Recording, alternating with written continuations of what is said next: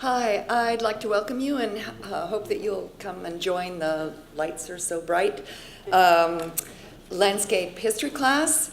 We will look at several categories of gardens and we will look at 500 years. We'll take a brief survey of the classical precedents that informed garden design and agricultural practices in Italy from the medieval period up until the end of the 18th century. We will look at several topics that are related not just to aesthetics. We will in fact look at probably the prettiest pictures of any of the classes being offered, just in case that's of interest to anyone. But we'll also be looking at aspects of agriculture and garden design and practice that have also to do with social and cultural topics, including like the class on wine, the actual people who were involved in building and designing these gardens. So we will look at several cities and their surrounding countrysides. Those will be Florence, Venice, Genoa, Naples, and Rome. And we will be looking at several topics in addition to the social aspects of labor, including the rise of oligarchic families.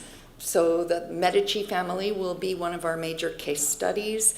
The various branches of the Medici family owned more than a dozen villas over a period of about 300 years. Many of those villas are still open to the public to visit. And also the family of Andrea Doria and the rise of the Genoa oligarchy.